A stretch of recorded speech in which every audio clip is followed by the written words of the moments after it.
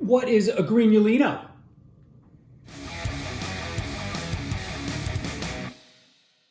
Welcome back to Drinking It In. I'm your host, Chris Casara. We are here to help you know more and drink better.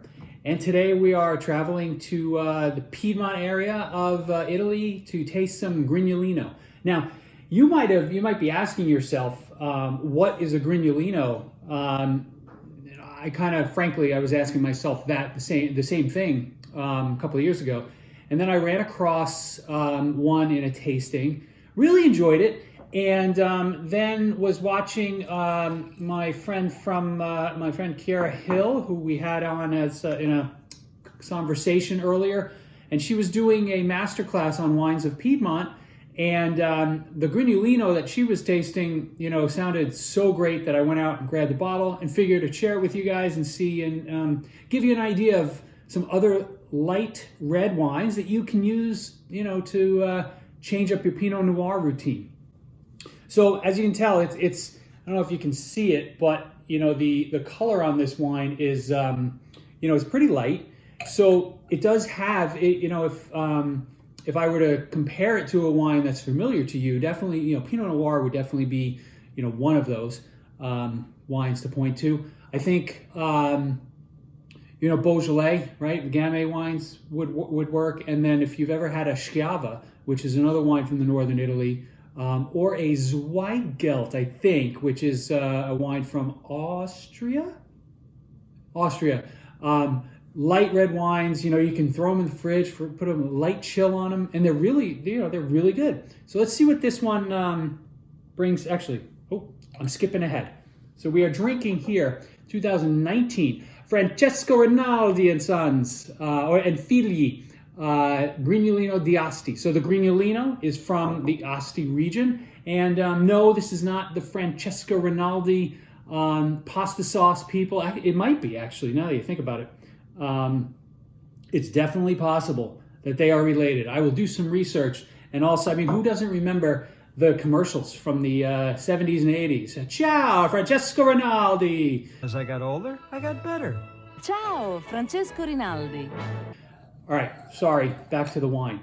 Let's see what this brings to the table.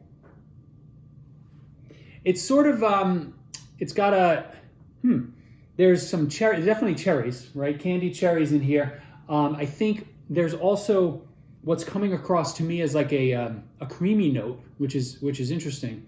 And when I opened this yesterday, there was a distinct like floral note to the nose, but I'm not getting that today. Interesting. All right, let's give it a taste.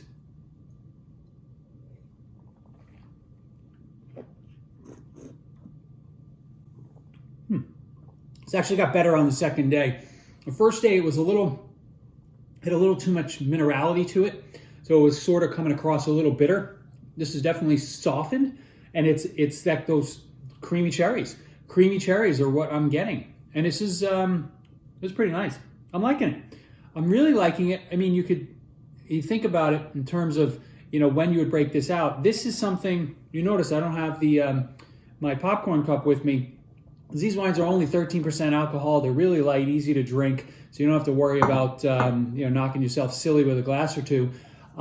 Perfect as we get into some warmer weather. Like I was saying earlier, you can even do a light chill on them, and they'll be really nice. So that's about it. I look forward to more wine and drinks sessions with you. And cheers until next time.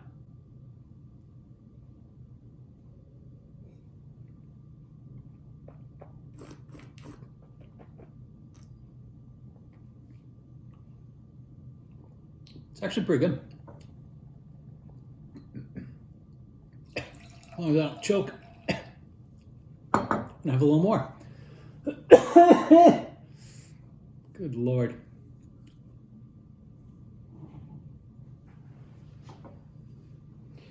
What's interesting is they said it's Francesco Rinaldi Barolo. I guess they had extra corks, so they put it in their Grignolino. Nice work.